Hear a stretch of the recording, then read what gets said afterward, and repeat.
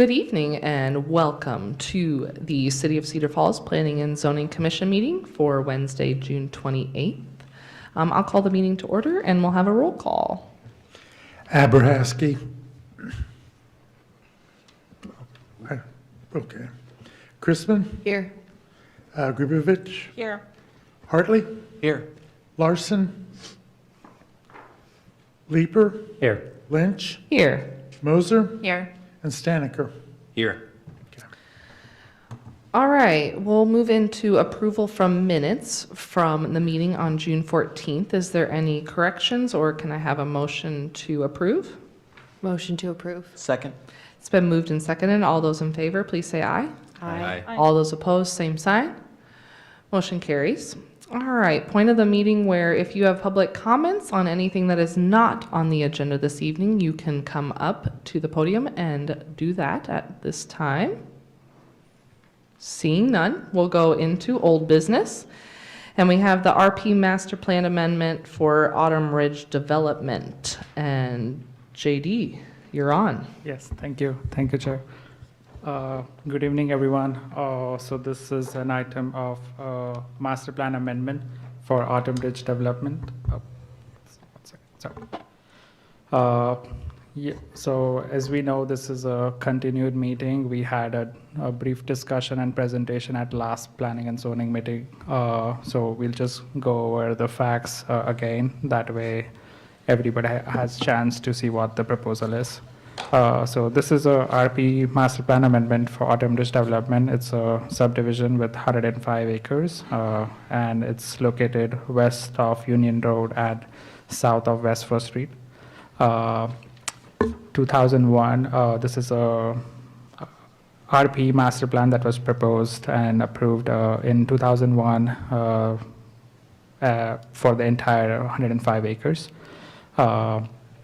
Along with it, the history about in 2005 and 6, there was another RP plan amendment done for Autumn Ridge, 3rd, 4th, and 2nd edition. I think at this time, the RP plan was amendment to include daycare facilities in Autumn Ridge 4th edition. The next bigger step in this development was in 2013, which includes preliminary plat for 5th, 6th, 7th, 8th, and 9th, laying out the rest of the subdivision. At that time, there were 58 lots proposed in the property location that we are going to be seeing tonight. But to take a note is RP master plan at that time was not updated, and so were the development procedure agreement that goes along with the RP master plan. This is what the subdivision looks like today. The numbers on the screen are basically the additions that were done over time. The proposed north section is where the 9th and 11th edition is being proposed. So this is the RP master plan that is being proposed at this time by developer. This includes the single family lots in the periphery and bi-attached units in the central and the southern part, and park space in the south east corner of this subdivision. The development is being proposed in 2 phases, which will be 9th and 11th. In the 9th edition, there will be 29 lots with 15 single-family units and 14 bi-attached units. And in the 11th edition, there will be 61 lots, which will be 29 single-family and 32 bi-attached units. There is an increase in density from what was earlier proposed, which was 58 units in this entire development to 90 units. However, staff notes that we have a well-connected street pattern for this subdivision. Staff also notes that variety of housing types will be helpful to meet the housing needs of the community. with RP zoning, RP zoning does not have any requirement on the setbacks. However, there are some minimums that is to be followed wherever an RP plan is done. The minimum lot size for RP is for a detached single family is 6,000 square feet, and for bi-attached unit it is 4,000 square feet. You can see the range of lot areas that is being proposed at this as on your screen. Another thing is about setbacks. As I said, RP does not require minimum setback, but it gives the developer chance to present the setbacks that is appropriate. One thing which is required is the perimeter setback, which is 30 feet, which will be on the periphery as indicated by a red line on the map. The developer is proposing front yard setback to be 20 feet, side yard setbacks to be 5 feet, and rear yard setback to be 30 feet for all lots, which includes single family as well as bi-attached units. All lots proposed meets the minimum required lot width and area as per code. With the setbacks, there is also easements and drainage and utility easement that will be running throughout the development.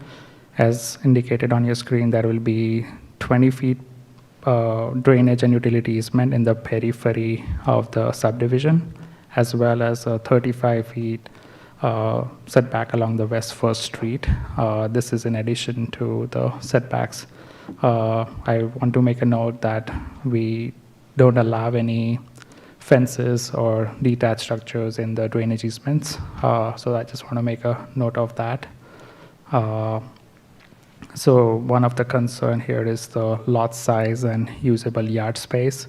So as highlighted on your screen in orange, lots along the Aronia Drive have shallower depth and will have limited usable yard space because of the drainage easements and setbacks. So our recommendation is to reduce number of single family lots along Aronia Drive, widen the lots to be able to provide more usable yard space for those single family lots. The concern of the second concern is the excessive paving along street frontages. As you can see, there's a driveway exhibit that was submitted by the applicant.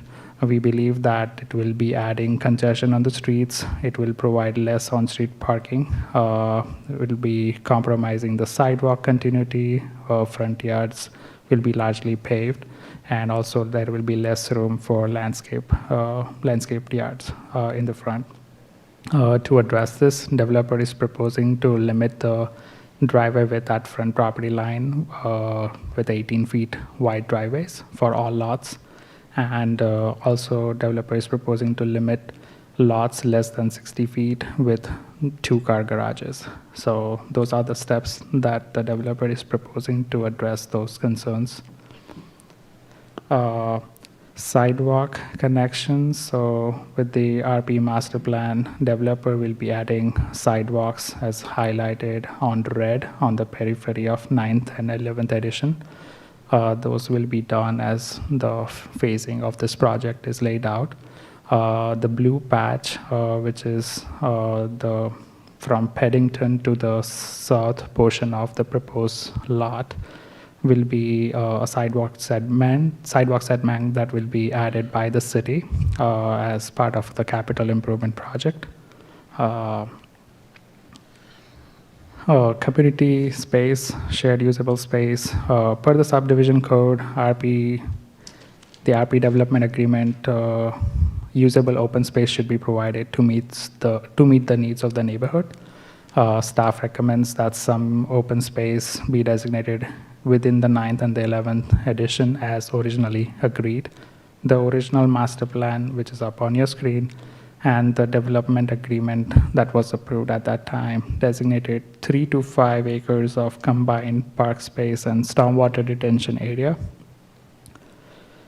So with that, developer is providing about 1.15 acre of park space, which is in the southeast corner.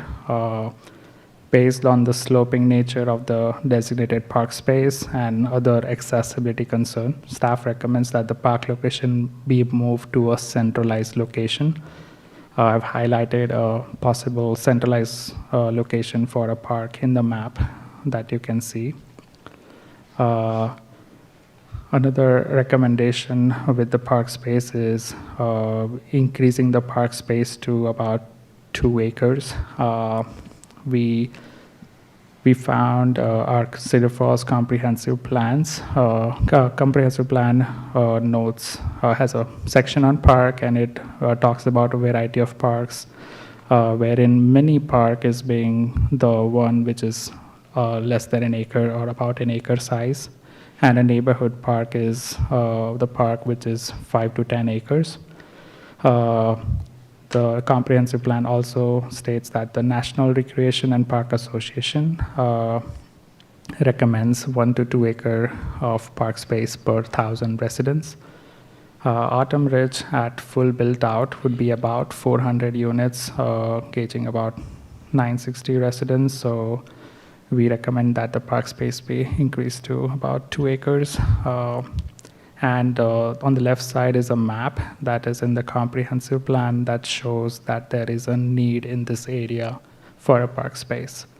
So this is just to bring some of the answers that were discussed at last time about the requirement of park space and what would be the ideal scenario. So this is what the staff find.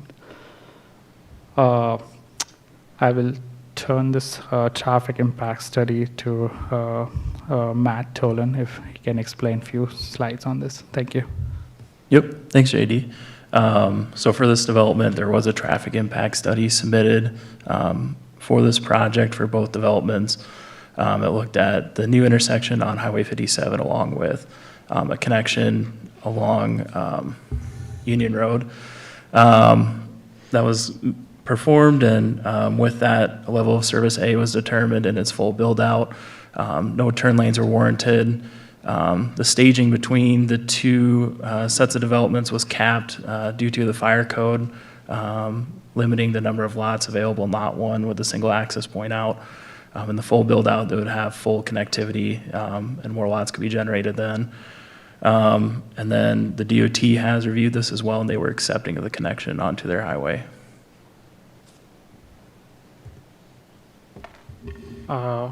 At last meeting, the commission requested Maria Perez to speak about stormwater, and she's here today with us, and she can share some of her thoughts about stormwater prevention on the site. What is generally what we have and what the City of Cedar Falls code requires, and what were the things on site. So over to you, Maria.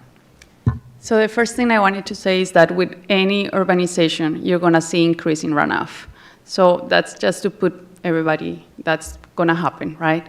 We increase runoff and we decrease infiltration. Those are two important things to keep in mind, not just this urbanization, but any urbanization does that. One effect of this is that the increase of runoff volume can generate volume, like increase, so more flooding, but it also can generate the rate at which that runoff gets out could be larger, and that creates quite a bit of erosion in streams, which it's a main source of sediment in lakes and ponds and things like that.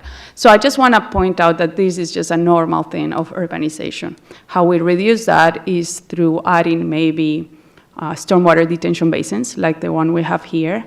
And when you do that, you reduce that peak. It's hard to see in the graph, but the graph shows the really big peak is what the runoff rate would be in stage without any, like with urbanization, without any basin. If you see like there's a square one, like a rectangular or trapezoid one, that's what it is with detention basin, and you can see how we lower the peak. And that's what we try to do, and the engineers calculate what the runoff will be. So that's calculated for this. And the smaller one is the natural, what would be in the natural status. So I just want to say, yes, runoff will increase. We have measures to make sure that, to prevent the worst of it to happen. Now, one thing that does not detention basins don't work for is to increase infiltration or increase evapotranspiration, which a lot of that in the natural state, a lot of the water would go to the sky or in the earth.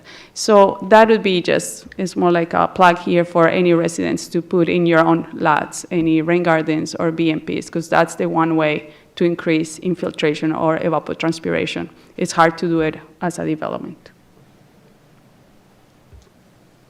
Just echoing what Maria was talking about, for stormwater management, just a quick overview again. There's a regional detention facility that was constructed with 5th edition back in 2012. The Cedar Falls requirements, as what's listed in our code, is what we call the 102 in water quality. And what that kind of means, water quality is taking a look at the first 1.25 inches of rainfall, slowly releasing it over 24 hours, allowing sedimentation to drop, and allowing any debris or anything to settle out before it continues on downstream. The 2 and 10, those are statistical probabilities. So in the event that we were going to get up to a 100-year event, which is a 1% annual chance that we would receive a rainfall of that size, it would be detained to the 2-year rate, which is a fairly common 50% chance every year. As Maria was alluding to, we control that, so it's metered release. Think of a bathtub.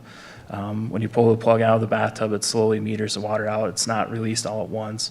So it allows us to control that stormwater and reduce that peak flow that Maria was talking about.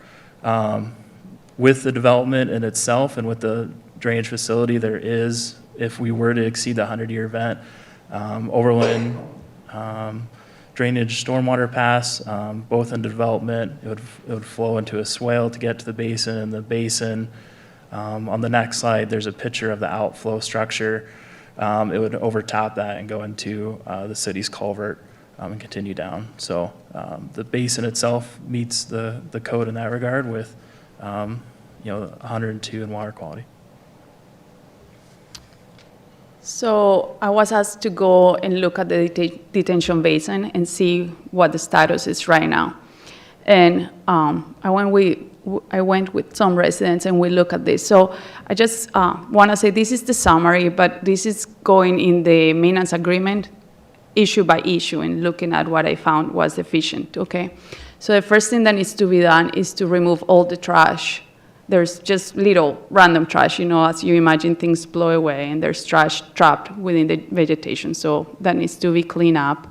One thing that we noticed were a lot of kind of self-fence posts. I'm not sure if that's inside the detention basin or outside the detention basin. So it's important, it would be important for the residents to know what the limitation of the detention basin is. It's hard to see from the map. So I would just recommend that the limitation of the basin is done, and those posts, they look like self-fence posts, but likely they were field posts from maybe a snow fence, I don't know, from the agricultural part. So that should be removed. There's quite a bit of rocks in the detention basin itself. You don't see it from the road or from outside, but if you're walking in the detention basin, there's large boulders, and that would be hard for anyone to mow, like the developer or the residents, whoever does it. So picking up those large boulders, it would be important. There's definitely some areas where there were ditch checks, and so there's rocks like that. If it's okay to leave the ditch checks there, like with the rocks, but it would be important to be able to know where they are. So again, whoever is doing the mowing is not going to get in the equipment. There's different small erosion channels. When it rains, the water gets away. So there's just small areas where, again, it would be hard to mow.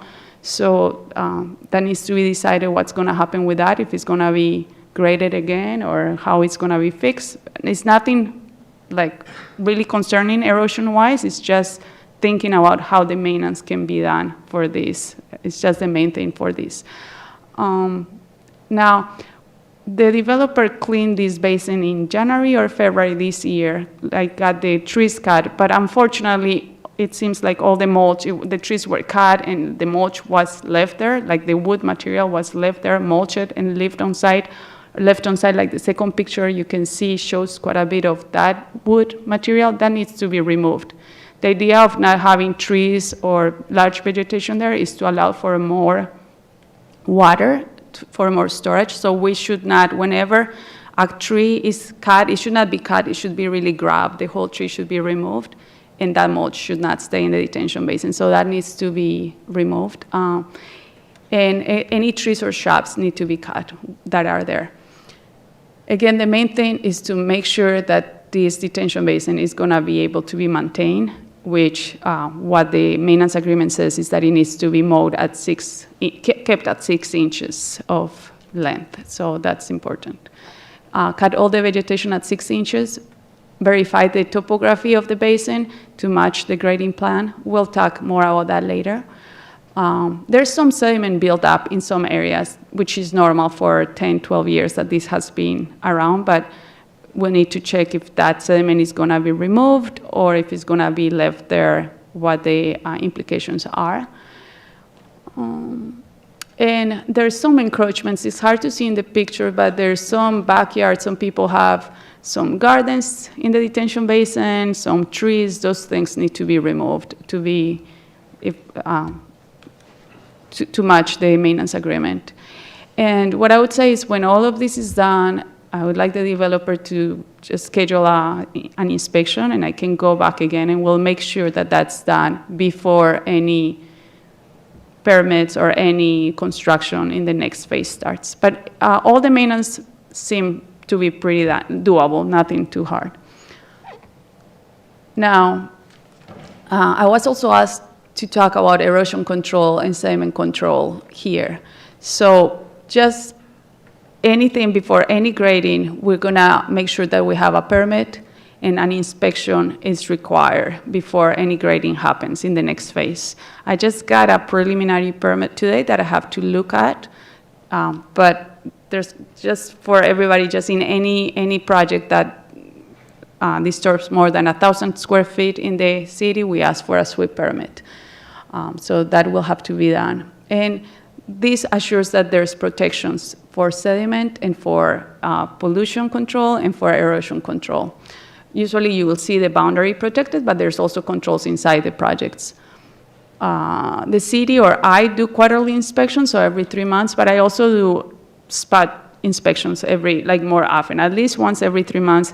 And if the residents see any complaints, I can do any complaint inspection. So that's usually the schedule. But the developer or the builder of the lot, they need to do weekly inspections and check on all these controls, make sure that that's happening, that things are being fixed. And the permit remains open until the vegetation is established at a 70% level. Thank you, Maria. With that, staff recommends following recommendations to address public concern. One would be for existing stormwater basin, detailed description of the current function of the basin and how the future maintenance plan is going to be worked out. Based on the current topography 2023, we want to make sure, determine if the existing stormwater basin is staying within the boundaries of Track A, Autumn Ridge 5th Edition, at a full 100-year event capacity. Review the 2023 topography with study to see if the basin needs to increase the capacity to reduce the risk of encroachment. With regard to park space, staff recommends to relocate to a centralized location for better safety, accessibility, and usability of park space. Increase the park space to approximately 2 acres. And with the lot size and usable yard space, staff recommends eliminating few single-family lots along Aronia Drive, as discussed earlier, to create more usable yard space. So those are staff's recommendation for this master plan amendment. Some of the outstanding thing is the development procedure agreement will be required to be redone or to be revised to be consistent with the proposed master plan. and so are the deed of dedication, which will be done once we get any direction from Planning and Zoning Commission. I would like to note there were 3 things that Planning and Zoning Commission requested at last meeting. One was to have Maria Perez come out and explain about SWIP measures and stormwater on site, stormwater measures on site. The second question was about the Cedar Falls housing needs assessment, what that document says. I think we have provided a, sorry. Sorry about that. A detailed summary about the housing needs assessment was provided in the staff report. And the third question was about the liability of any downstream water damage. Is the existing homeowners liable for it or not? I think on that we recommend that the existing homeowners who are part of the Stormwater Association consult with an attorney and advise on that matter. And that's it. Also, I would like to note that there were several correspondence that we received which were part of the planning and zoning packet. And there were several more that were received. I've kept a copy on your desk for your reference. And then with that, the introduction of this master plan amendment is for discussion and public comment. City staff recommends continuing the discussion to July 26th meeting. If the developer and his engineer is okay with that, that allows them time to address to some of the staff's recommendation as I mentioned, and any direction from Planning and Zoning Commission.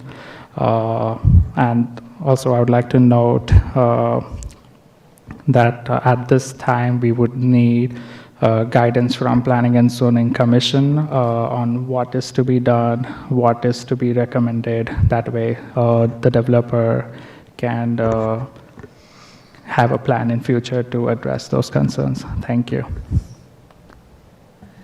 Thank you, JD. Thank you, Matt. Thank you, Maria, for being here. Appreciate it. Any questions, comments from the commission to staff before we move into public comment? It's just one comment that, just for the public, I know a lot of people are concerned about the stormwater, and there are a lot of requirements that the city has for all developments, and those will be met for this project. So before we get 20 of them, they are detailed requirements there that need to be met. Mm-hmm. All right, we'll move into public comment. If you would like to come up and state your name and address for the record. Actually, before we do that, I'm going to let the developer come up and speak to anything on, or the applicant come up and speak to anything on this. I apologize. Name and Thank you very address. much. I'm Dennis Apple with BNKD Development from Waverly. We got the information from staff, verbal information last Wednesday, the written information last Friday, and by the time I had reviewed the information, I called the city to defer this meeting until a later time, but I had gotten in too late. So we will do our best to answer any and all questions you may have. I'd like to address the items as the staff has put them in the packet. Item number 1 being the existing basin waterway. I think it's important to know how we got here because it keeps being brought up that it was a pond and why did this disappear and all that. We did Autumn Ridge 3rd in about 2004. Between Autumn Ridge 3rd and Autumn Ridge 5th, the city changed its policy on how they handled the detention basins. Prior to 2000, before we did Autumn Ridge 3rd, the city was responsible for all detention basins and all maintenance thereof. They changed their policy when we were doing Autumn Ridge 5th, and it became the homeowner's responsibility to maintain that facility. So that is why the pond went away, okay?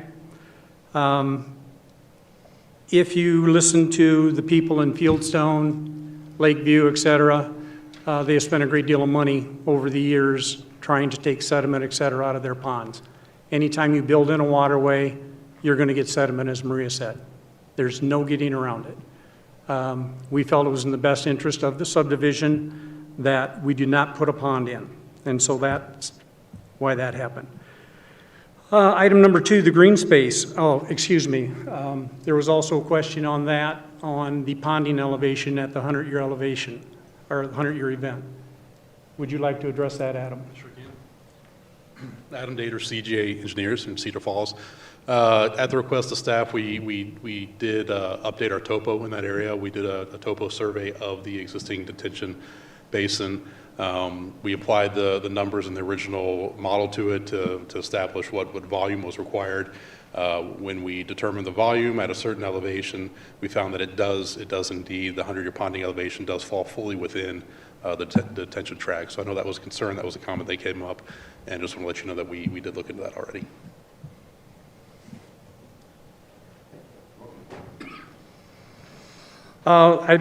One other item on the waterway, or the detention, was access. We have an access on the south side that is tracked, I don't remember what number it is, A or C or whatever. Anyway, there's a tract over there that allows the stormwater to flow, stormwater pipes to go through, that is property of the homeowners association, or of the stormwater association. And so that would be access there. We could also access it on the new side simply by sliding a few lots and getting access for equipment in that way. So access is not an issue. Onto the green space. Again, in 2004-05, we did Autumn Ridge 3rd. If you're familiar with the subdivision, on the south side of Autumn Ridge 3rd, there is a strip of land, green space, that's 100 foot wide and 1,000 foot long. That's about 2.3 acres, roughly. We had planned for that, and we had planned for another one south of there as green space for the subdivision. At that time, the Parks Commission decided that that was not what they wanted in that area. It was about 4.6 acres. Their rationale, per our notes, are that Birdsell Park was just down the road, kind of underutilized, and that would be a good fit for this subdivision. That's changed. I have no problem with that. The current location that we show on the map, in our opinion, is the best location for the park. Several reasons. The grading that is going to be required to make that park somewhat level, usable, is approximately 4%, is what the engineer has in the plan. If we move that park up, the whole subdivision slopes to the south if you've driven by it. You'll have streets on 3 sides of the park. You will also have more of a grading issue with the little steeper slopes coming off of the flat area. With 3 streets there and kids, I feel the safety issue is more of an issue at that point. Where the park is currently located, it's easy to get to. It has a limited access area. Besides being next to Union Road, there is a 40 to 60 foot wide buffer between the street right-of-way and the park for utility electric access, or utility pole access. So that also slides the park a little further away. We can talk about that. These are just quick notes, as I said, that we felt were relevant to address with the city. Lot sizes. Between this and the stormwater, this has been beat to death. We can look at the city's recommendation of reducing the lots along Aronia to widen those lots out. They are somewhat narrow. The area, if you noticed, we're constrained by what land we own, and so consequently the lots are not going to be as deep as the other ones are. But nevertheless, they're very usable. If you've ever driven through Autumn Ridge to our very south side where we meet Cherrywood, those homes there are on 50-foot wide building spaces, 55-foot wide building spaces. And so they fit in there very nicely. It's very aesthetically pleasing, but we can work with the city on that. Autumn Ridge, as he said, is an RP development. We got our zone in 2001. There's a wide variety of living opportunities in Autumn Ridge. We go from single family to 22-unit condo, retirement condos, sixplexes, all the way down to single family. It was designed that way. That's why the RP zoning was requested. The design we are proposing with the single and the bi-attached units, in the code for Cedar Falls, 5 of your zoning classifications allow that particular style of housing with the bi-attached and the single family. We meet all the zoning requirements set out in RP. In fact, our lot widths meet the R2 zoning requirement. As I said, we meet the code. We've done our work. I don't know how else to address that issue.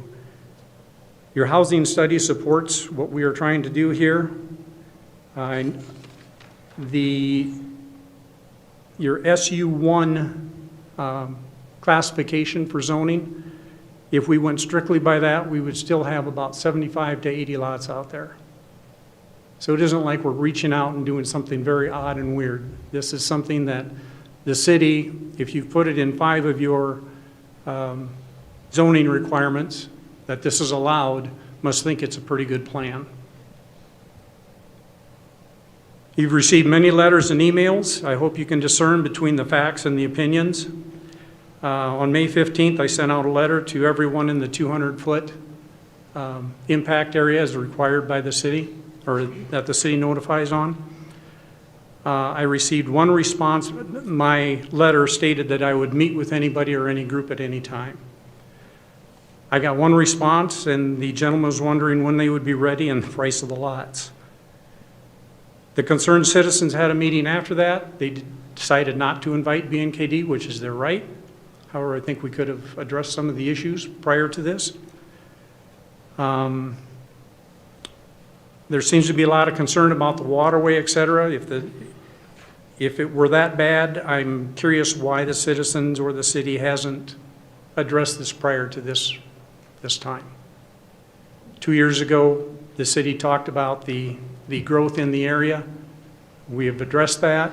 I don't know what else to say.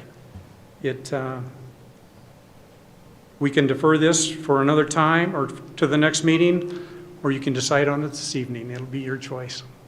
Thank you very much. Thank you. Do you have any questions? Thank you very much. Appreciate it.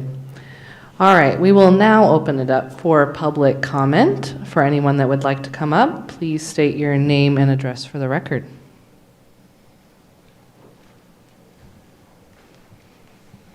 Good evening.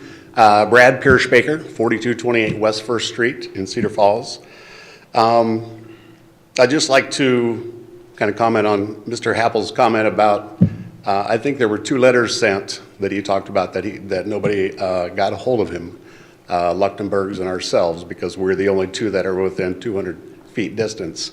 I did try to call, but we did not meet, but so we did try to reach out, but anyway, thank you for the recommendations, JD, as far as what with the central location of the park and the larger lots on Aronia.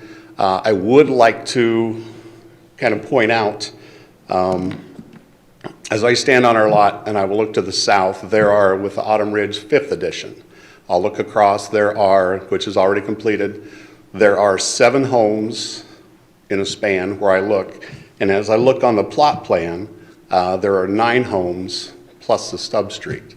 The homes there now have adequate space in between them. It's nice, but trying to visualize what that would look like with 2 more homes plus that substreet. I really don't, it's hard to envision that type of neighborhood fitting in with the Fieldstone, the Autumn Ridge 5th Edition, which are very nice neighborhoods, where I don't think it would complement those and, do that area justice. The other question was where that substreet is with the size of the lots. Assuming that they have to follow recommendations of the sidewalks, the setbacks and things like that, with those lots on that substreet, they will have to go back on the side as well. And it just would make a very, very small lot for housing, which is a concern, why with those, why I think is with the larger lot sizes would be, very beneficial to that. So just hope you listen to the citizens of those neighborhoods, because there's a lot of concern there. A lot of people want to complement their homes because they built them for that, with that in mind, with the 58 homes, and just hope you make the right decision. So thank you. Thank you very much. Name and address for the record, please. My name is John England. My wife's name is Kay England. We live at 4327 Wynwood Drive in the Fieldstone Addition. We know and like the Happel family, and it gives us no pleasure whatsoever to speak out against something they're in favor of. However, we have serious concerns, which we believe are very valid, related to this issue. It's important that we utilize this opportunity to step forward and openly share those concerns. We also feel it's important to have our concerns recorded as part of this meeting, and have put a lot of time and research into this issue. In order to most accurately and most quickly convey our thoughts, I will simply be reading much of what we wish to share. There's not a huge attendance here tonight, but that's misleading. Due to vacations, illnesses, work, family-related activities, young children to care for at home, and more, many people find it difficult, if not impossible, to attend these P&Z meetings in person, especially at this time of the year. However, many want their strong opposition to BNKD's 2023 proposal to be clearly known. The people who have asked me to share their names in opposition follow, and I have documents that show that they've stated this. Shannon and Lindsay Hall, 4337 Wynwood Drive. Marcus and Alyssa Keldson, 4328 Wynwood Drive. Amanda and Andrew Ott, 4220 Berry Hill Road. Josh and Joe Wittenberg, 4317 Wynwood Drive. Alex and Shannon Demkiv, 4120 Wynwood Drive. And Alex and Sharon asked that I share the following from them. Our biggest concerns are the amount of rental units that will be created by this development. Not only does this development not fit with the surrounding area, but it can also have an adverse effect, causing our property values to decrease. For many valid reasons, we, as well as our neighbors, whom we have had the opportunity to discuss this issue with, are strongly opposed to BNKD's 2023 Autumn Ridge 9th and 11th edition development plans they're seeking your approval of. Even though their 2001 development plans for the same 22 acres would have provided the best neighborhood conformity, as well as numerous other major advantages, such as a large detention pond, their 2023 development plans for this area their 2013 development plans for this area that we are under the impression were approved in 2013 do seem sensible and would create very important conformity related to the surrounding neighborhoods, along with many other advantages when compared to the current aggressive and non-conforming 2023 plans they now want you to approve. The potential neighborhood population and dwelling density for AR 9 and 11 under BNKD's 2023 development proposal is dramatically higher than that of both their 01 and 2013 plans for the same 22 acres. Also, their 2023 plan doesn't come close to conforming with the types of dwellings in the surrounding neighborhoods, most close by to that. Their 2023 plan is for 90 lots, with 46 of those lots containing duplexes. Their 2013 plans were for 57. On one of the plats, lot 4 is missing. So I don't know if there's 57 or 58, but I'm going to say 57. 57 single-family dwelling lots. Many of the people who previously purchased lots and or homes in the nearby neighborhoods did so after being specifically told by their salesperson and or their home builder that BNKD had development plans that were approved and that BNKD would be following through with their approved plans. In many of those instances, BNKD themselves would have been providing that same information, simply by first referring to their approved 2001 plans and later by referring to their 2013 plans. This assurance related to the future development nearby gave many people who now live nearby the peace of mind they needed in order to move forward and either buy an existing home or to buy a lot and build a beautiful new home there. How unfortunate it will be for those people if BNKD's current 2023 plans are approved. Obviously, going from 57 dwelling units in the 2013 plans to 90, 46 of which are duplexes on the same number of acres, is a very significant increase in neighborhood population and dwelling density. The current streets of Paddington Drive, Corduroy Drive, and Berry Hill Road that are just south of Autumn Ridge 9 and 11 provide a similar population and dwelling density to BNKD's 2013 plans for the 22 acres that is now being called Autumn Ridge 9 and 11.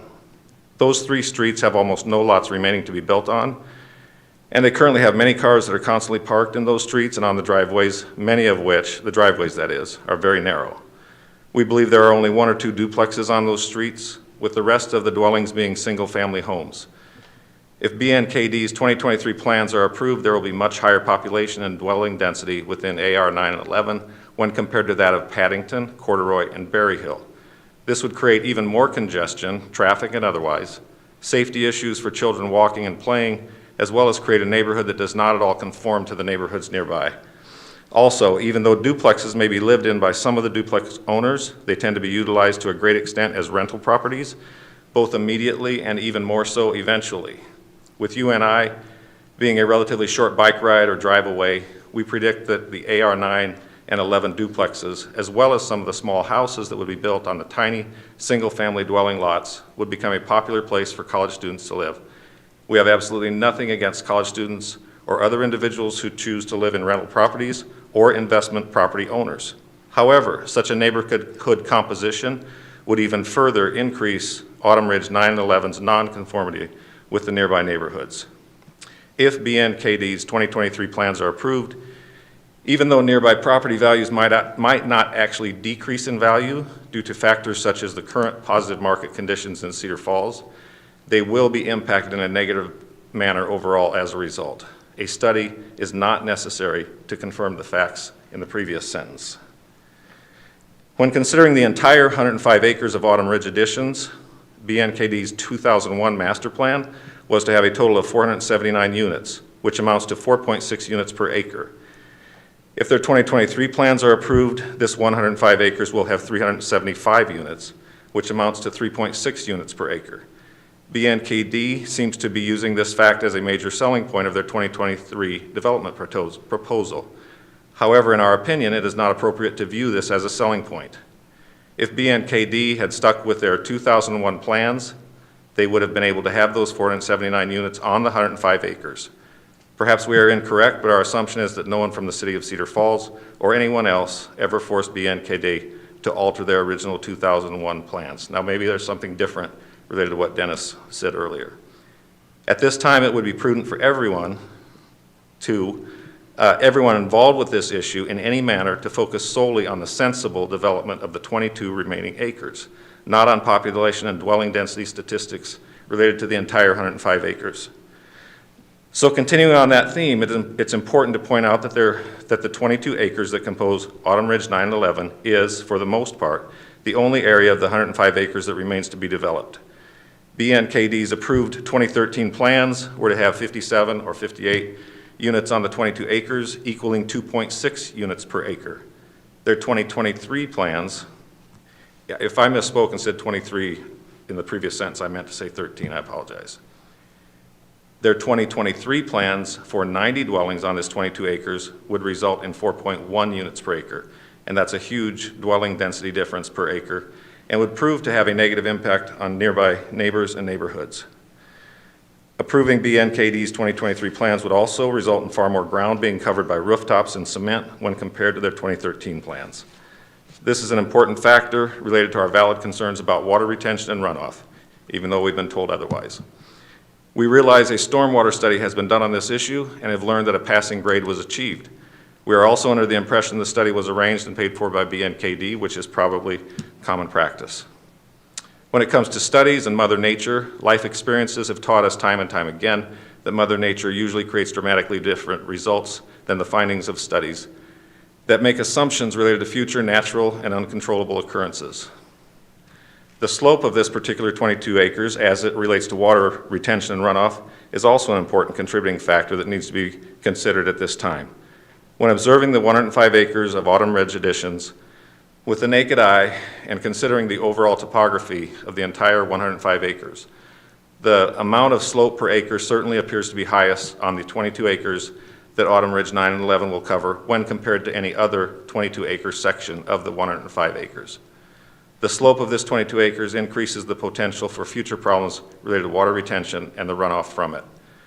The people who live in homes on the north, in homes nearby, particularly those who live on the north side of Berry Hill Road, those of us who live in Fieldstone, and those who live near Lakewood Hills Lake have great concerns related to water retention runoff issues that we believe are highly likely to materialize if their 2023 development proposal is approved.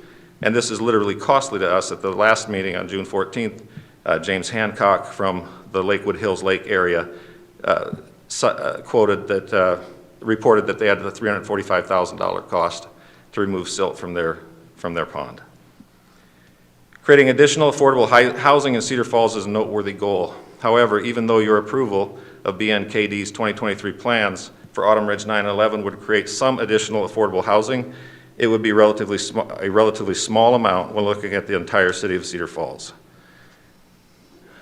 We believe BNKD's 2013 plans were previously approved. That's the impression we're under.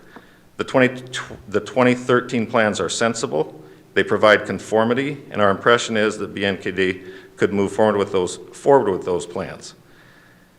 At this time, in our opinion, requiring BNKD to develop Autumn Ridge 9 and 11 in alignment with their 2013 plans would prove to be a very wise decision because it would result in the fulfillment of many past promises that were made to the people who previously bought homes or built new homes on lots they purchased nearby, and it would significantly help to ensure that future problems which will arise due to the manner in which Autumn Ridge 9 and 11 is allowed to be developed are much more likely to be minimized. Thank you very much for the important work you do in service to the people of Cedar Falls and for your consideration of the concerns we have expressed on this issue. I do have a question. It's just kind of interesting to me to hear so often staff recommends this, staff recommends that. I heard that a lot of times at the beginning part of this meeting. So my question is, and this is, I guess, to be answered later, which is perfectly fine. For the benefit of current nearby residents and considering their interests, why doesn't the city staff recommend BNKD simply develop under their previous approved plans? There's a letter here that I was asked to read. They weren't able to attend this evening, from Gary and Kathy Grauerholtz. They're at 7607 West 1st Street. To the Cedar Falls Planning and Zoning Committee and all who are concerned about the Autumn Ridge 9th and 11th editions master plan. It appears that an original plan was proposed and presented by the developer to establish an environmentally conscientious single-family dwelling addition. Now it seems that these plans by the developer have changed from their presumed intended spirit and mission. The local residents, our neighbors, and zoning groups have been, to our knowledge, in agreement with that original proposal. However, now the gross changes in the subsequent plans presented appear to establish a completely new and different goal. We are in agreement with our neighbors that the new plans are inadequate. They do not include proper use of the restricted land base, the reduction of the green space and watershed, and increased population density in this small area would pressure the land and topography beyond its capabilities. We believe, with responsible use of this limited parcel of land, as was originally proposed, the watershed congestion and traffic can be controlled, and families can live long-term in a safe, green environment. We want to express our support for our neighbors.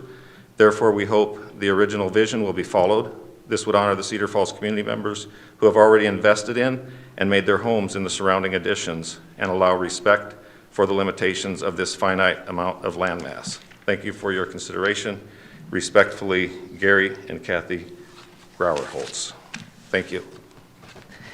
Thank you, John. Appreciate it. Any other public comments? Name and address for the record, please. Sure. Jim Hancock, I'm at 821 Lakeshore Drive in Cedar Falls. I have 3 questions I'd like to bring up for discussion or resolution. The first one is dealing with the sizing and retention control gate at the basin that's proposed at the south end there of the Autumn Ridge area. And it was stated at the last meeting, as I understood it, that it was not included in the calculations that the runoff from the adjoining field on the west side of the additions, which does slope in the same direction and provides the same water down the same area of the retention basin, was not included in the calculations. So there's 100 and some acres, I think was mentioned, that was not included in the study and in the calculation and sizing of that basin. I guess I'm wondering if why that would be and if that's been fixed. And secondly, with the lot sizes that were assumed for the calculations, it sounds like it went back to the 57 or 58 units in that area, not the 90 that are now part of the proposal. So that seems to also be a mistake. And so I guess my question is, has that been remedied at all? The second question is involving the erosion, perhaps for Maria, but the sizing of the areas that I see around Cedar Falls that are retention basin type areas, most of them have riprap, as the Dry Run Creek project did, which went through Cedar Falls, a large project to handle the water flow through the city on Dry Run Creek. Burtzel Creek, which feeds the watershed area that we're talking about here. This Autumn Ridge does not have any riprap plan for that basin, the way it looks, and yet we have a lot of areas that do require riprap or that you've used riprap techniques. For example, the north end of the street I live on, Lakeshore Drive, had 2 water basins, and riprap is involved in those designs. My question there would be, why not for this addition, and wouldn't that help the erosion control of the banks? Especially in regard to what that is doing to pushing the erosion down to other ponds and lakes that us as landowners have apparently responsibility, according to the city, to maintain.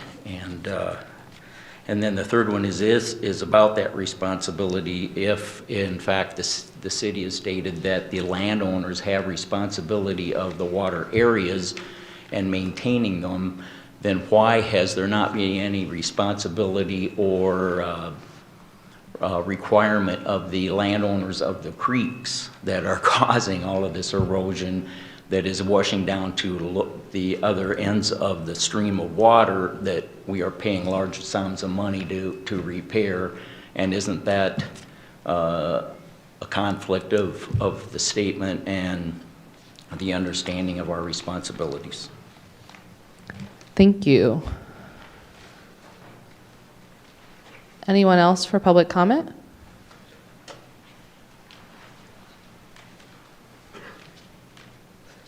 Name and address for the record, please. I'm Cindy Lechtenberg at 4322 West First Street.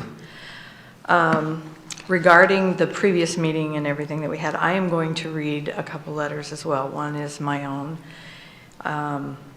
We had some additional questions and concerns that we wanted to ask. One of our biggest issues is how a developer can keep diverging from the approved master plan. How many times can this happen?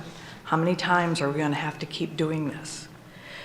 We're also confused on how changes can be made without it being approved and the master plan updated. I ask this because BNKD had made drastic changes to the subdivision, and our understanding is that it never was updated on the master plan.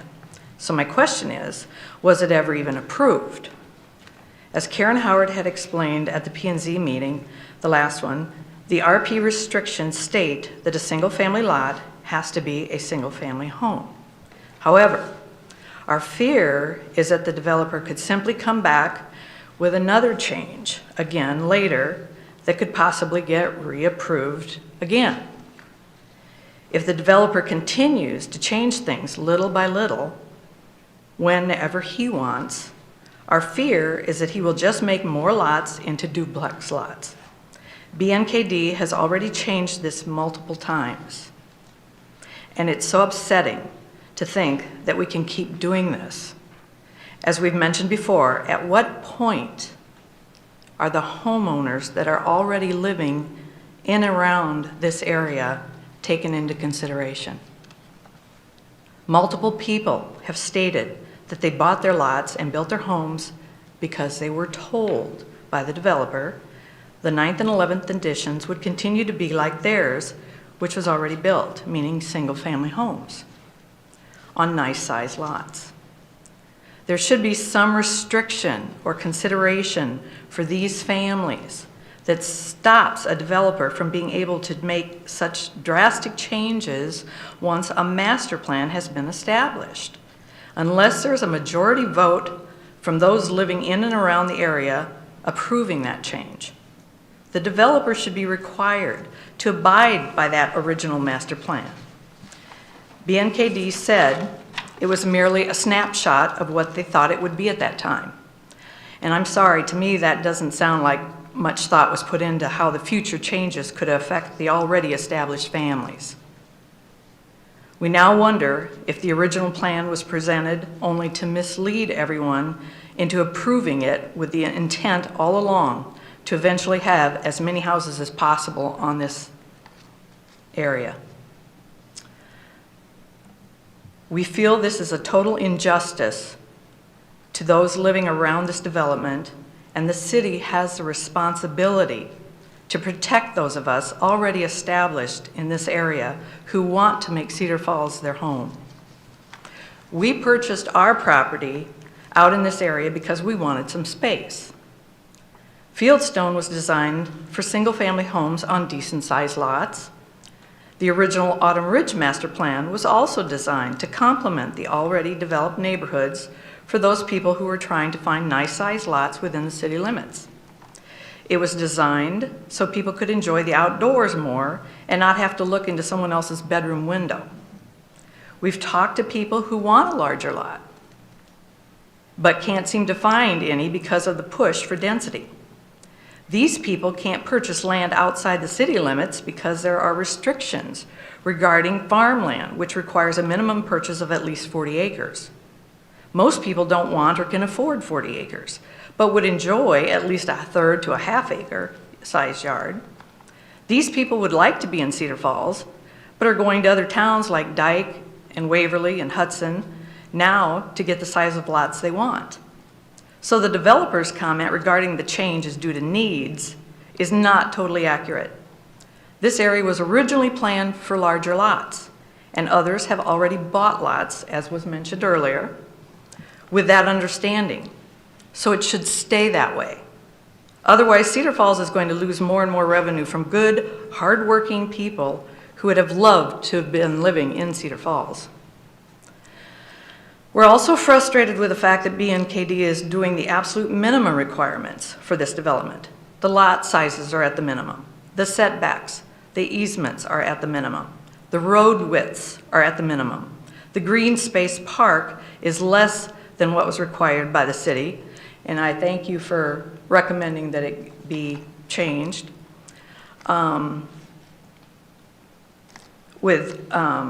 Plus, currently, we all feel that it's in the worst spot in the development. It currently has sloping issues, and although they talked about grading, the waterway is right next to this space. And also, as we've mentioned before, how many people are going to use a park that's literally feet away from a 45-mile-per-hour road?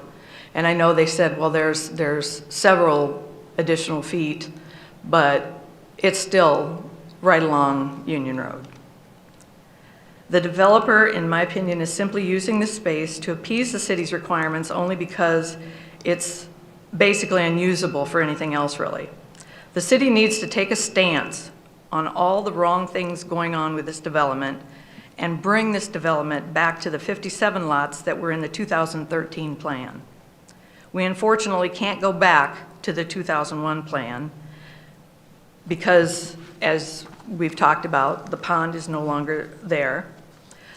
The developer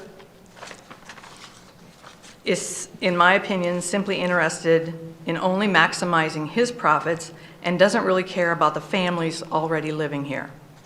This was confirmed by the neighborhood meeting we had, in which Brian Hoppel, who is here tonight, the son of Mr. Hoppel, had mentioned at that meeting when he was, we were discussing things, he said, well, if you want to buy it for $4 million, you can have it and do whatever you want with it. To me, that doesn't sound like somebody who really, really cares. Therefore, we are begging the P&Z committee and the city council members to please think about the injustice that's being done to those of us who have already made our homes in this area. We're asking that you strongly reject this current plan and require the developer to stay with the 2013 plan of the 57 single-family lots. Thank you so much. Thank you, Cindy. Any other public comments?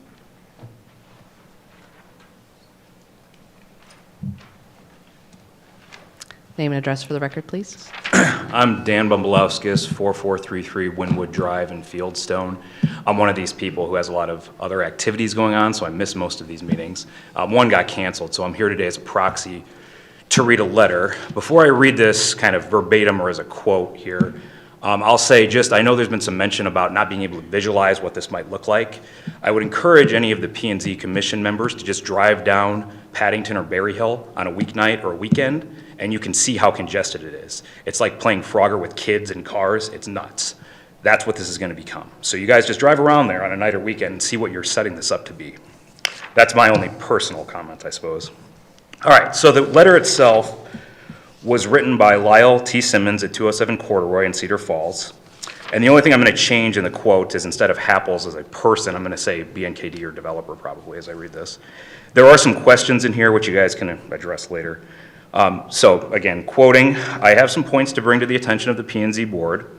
As a resident and taxpayer of Cedar Falls, I am counting on the P&Z committee to safeguard the reoccurring interests of the community rather than one-time interests of a developer.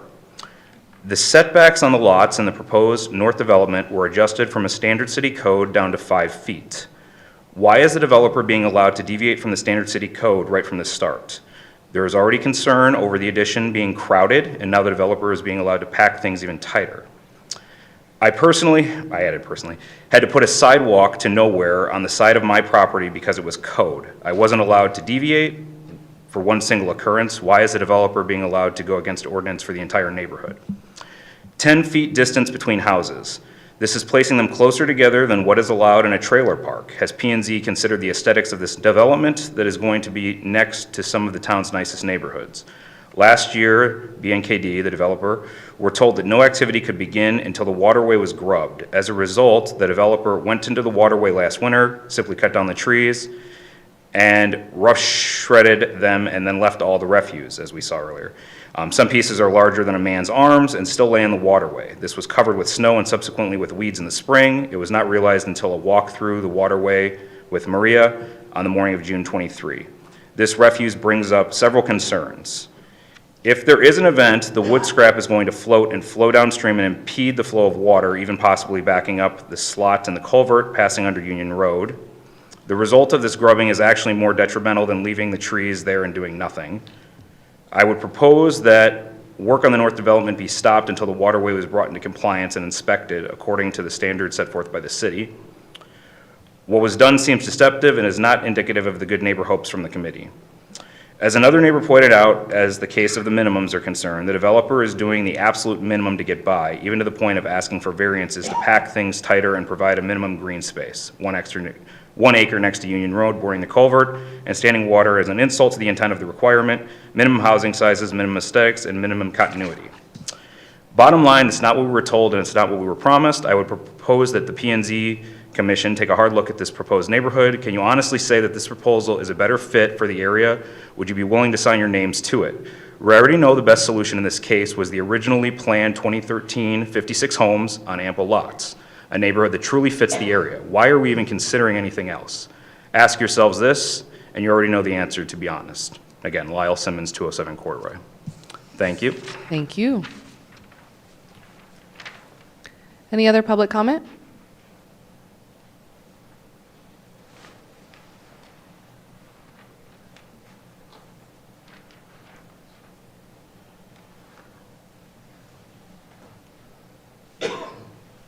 Name and address for the record, please.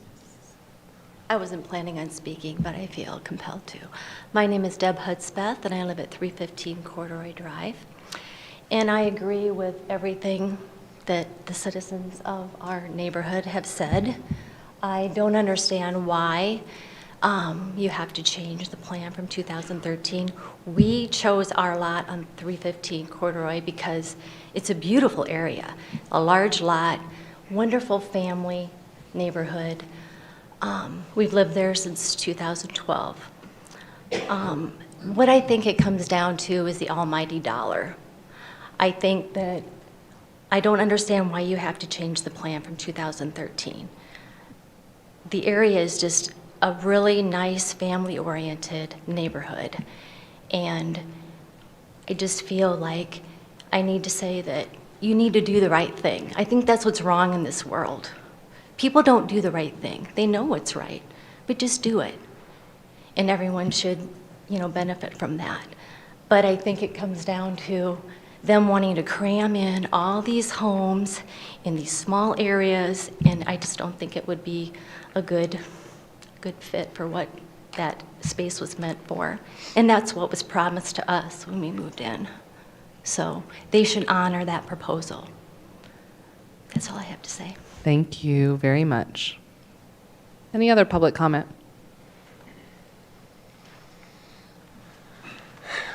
Hello, Brian Happel, 4306 Berry Hill Road. I can assure you that the vast majority of people who aren't here, especially on Berry Hill, aren't here because they just don't care. Last night, I had 7 people in my yard, and we discussed it. We knew this was coming, and I said, would you like to come down and talk? And they said, why? We don't care what goes on over there. It's going to be a subdivision, and they were just fine with it. As I drove here tonight, every garage door except for 2 were open, so nobody's on vacation. Everybody has the opportunity to be here and speak out if they don't want it. I'm a realtor here in the Cedar Valley, and I'd like to discuss a little bit about the price points for some of these homes. We've heard a little bit about, well, it's going to be duplexes. At one meeting, I heard transient people buy duplexes. I heard it's going to be turned into rentals.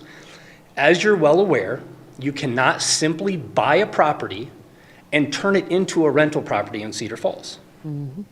These homes, as they sit, these duplexes, the starting price will be right around $425,000. It's not going to reduce anybody's property values. It's not going to have a large influx of college students who come in and start renting them. It's well above what they could afford for rental properties. You can't cram 15 college kids into a 2 or 3 bedroom house. These are all things that I've heard in various meetings and in talking to various people. These homes are very nice. I invite you to come out and see some of the homes we've built. I'm building one right now on Golden Lane. It's going to be 1,500 square feet. Come out and see the construction. Come out and talk to the owners. We've already sold it, half of it, and we haven't even built it yet. Talk to the owners about how excited they are. Talk to other realtors and people in town who want more affordable housing. Not everybody can afford 2,000 and 3,000 square foot homes. There has to be options for other people. Fieldstone is a lovely subdivision, and it provided homes for people who could afford those, but not everybody can afford those big of homes. There has to be other options. And this will provide that. Along the line of the green space, there is already a 2.29 acre green space. We've talked about it before in our HOA meetings and with the neighbors about why doesn't the city take it over? Why isn't it a city park? Well, back in 2013, when I contacted the city about it, they just didn't want more green space. They didn't want more park space. It was the same thing that was echoed that, well, Birdsell's right there. So if there needs to be a bigger park, there's 2.29 acres right now sitting there that could be easily converted into a city park. So, and that would be great. The neighborhood would love it, and we would love to discuss that if there's actually an interest in that. Just looking at some of my other notes here. That pretty much summed it up. They're going to be nice homes. They're going to be fill a niche that is much needed, and I hope you approve the proposal, and I'll be around for any questions. Thank you. Any additional public comment? Yeah, David Davis, 4407 Berry Hill Road. I'm Brian's neighbor, lived there 6 years. I've never met him. He does not speak for me. He does not speak for the people that live beside me. We are opposed to the density that they are wanting to change us to. We bought expecting something different, and we don't want to see it changed. Thank you. Thank you. Any additional public comment?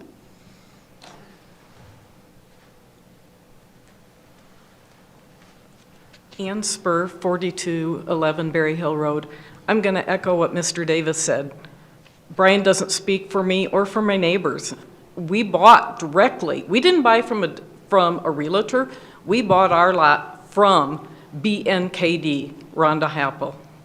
She showed us the plan when we chose our lot. We chose it with her assurance that what went behind us was going to be single-family homes. So I mean, if you guys were buying, if you bought a car that they told you was going to be one thing and you got it home and it was different, would you just accept it after the fact? We're asking you to give us that same consideration. We were promised things and we expect them to follow through. Thank you. Thank you. Any additional public comment?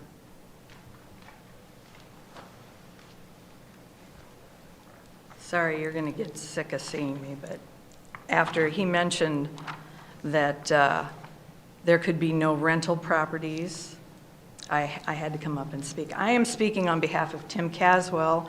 This is his letter that he wanted me to read. He is here tonight if you have any questions. Tim said that because of the narrow lots and narrow streets, he has many times not received his mail because the mailman cannot get to Tim's mailbox due to the number of cars parked along the street. And I had sent multiple pictures to all of you that he had taken. You'd seen those. He said that the house on 4105 Shocker Road is a rental owned by Parish Investments and usually has at least 2 cars in the driveway, but often there are 4 cars there. So some are typically parked in the street. It was at Tim's house just the other day that I was there, and I noticed that there were what appeared to be 3 teenage boys playing in the street with a water hose, and then they attempted to shoot me in my car with it. And I said, this is probably because there isn't much yard space, so the street is the only area that they can hang out and unfortunately cause driving hazards. And this was at the rental property.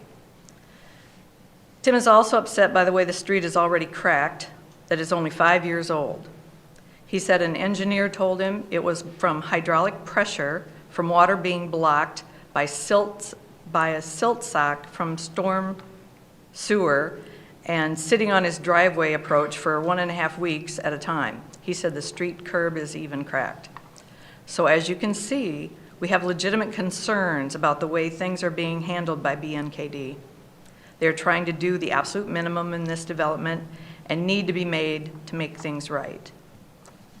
And again, this is on behalf of Tim Caswell. Thank you. Thank you.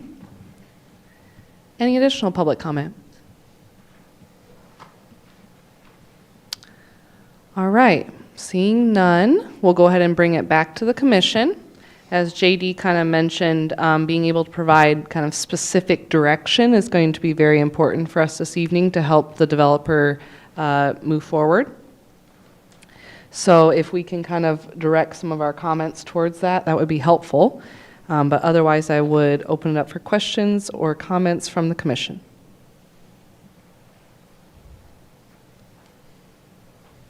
Well, I would first like to say again, thank you so much to all of the community members who came tonight to express their concerns, and also to Maria for joining us. I hope that was valuable for all of you and gave you some additional understanding of the priorities, particularly of Maria and her department and the things that they are looking for.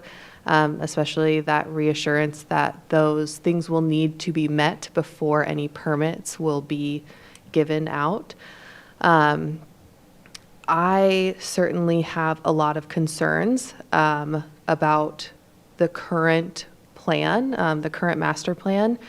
I would like to recommend to my other commissioners that we really consider what it looks like to have a master plan and uphold the master plan, and the changes that we allow or review, when those come to us, and, how that, again, we heard from a lot of people that they purchased their property with the expectation of what that master plan looked like, and so I think we really need to take that into consideration.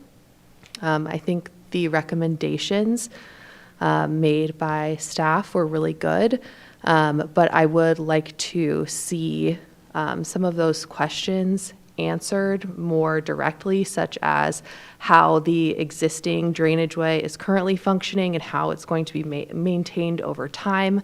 I know that there is one lot in particular where the floodplain comes all the way up into the yard, and I'm concerned about that. Is that going to be a smaller lot? What's the responsibility of those people that purchased that lot? I also would like to see that park moved to a more central location. I think that is a really big priority and something that we as a commission really need to take seriously and consider moving forward, putting those requirements into the code. It needs to be more than a recommendation. It needs to be a requirement. We have heard that from people time and time again.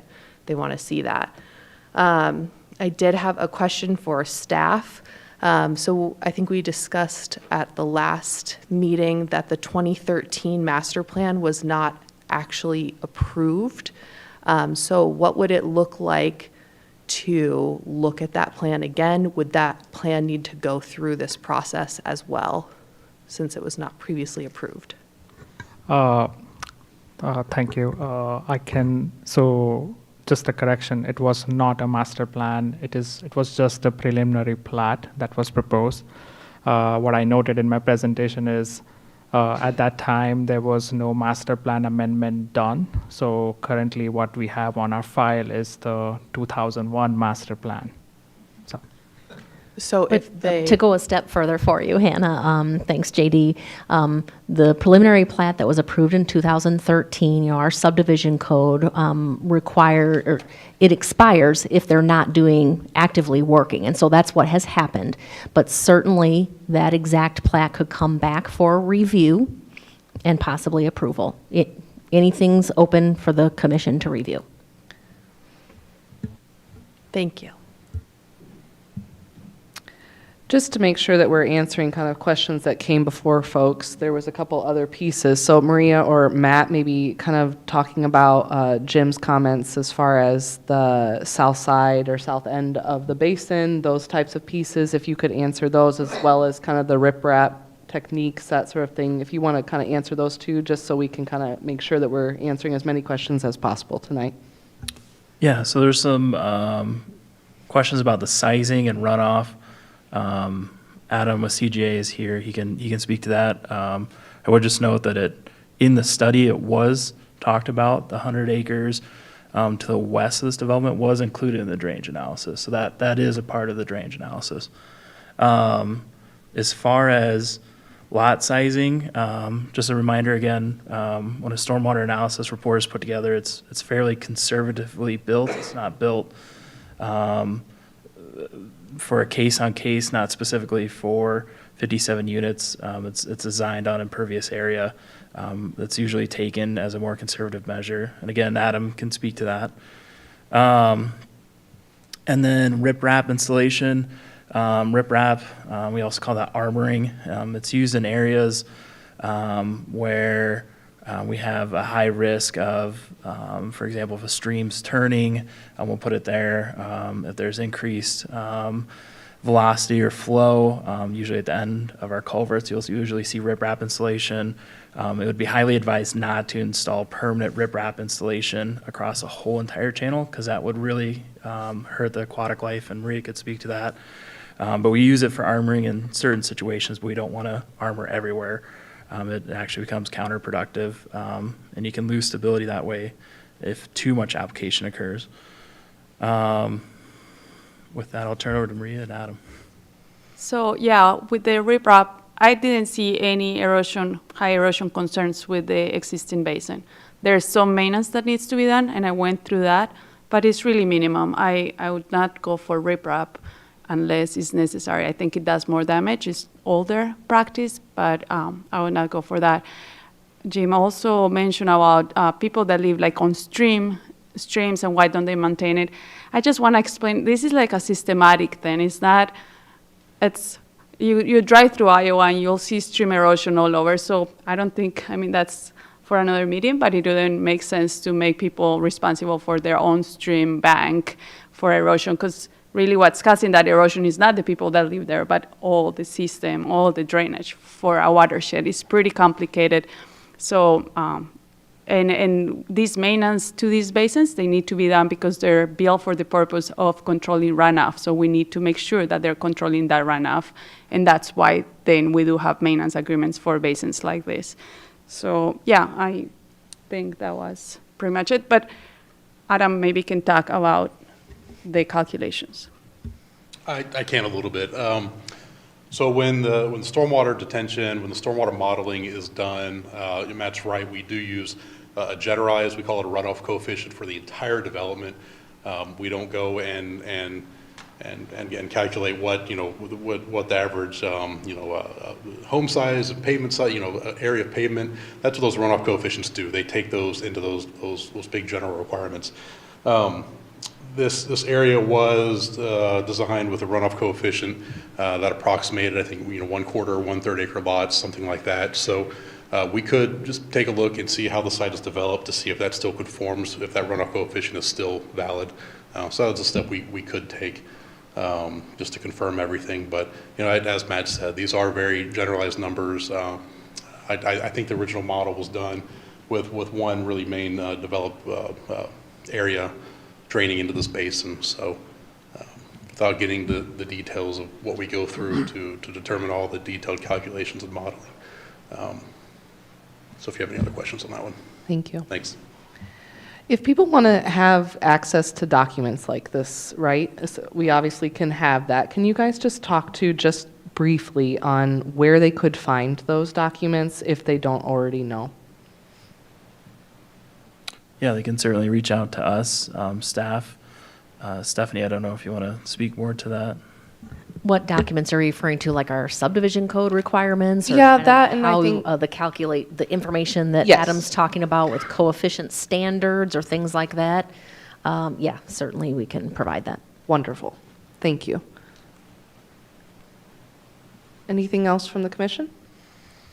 I'd like to say thank you to the staff for a very thorough review and a lot of information that will help with the consideration. And also would like to say thank you for everyone who took the time to send their comments to the City Planning Department and to the Commission and to come here tonight to share your concerns. It's disheartening a bit to see some of the finger pointing, the city changed the requirements, so we dropped the pond, or we're not doing this. But I'm hoping that we all love this community enough to move past that and to really be on the same page. We want a livable community with the environment that that would work for the neighborhoods. I am encouraged with, I think I heard from the developer an openness to have a conversation regarding the park space, park location, regarding the density of the development.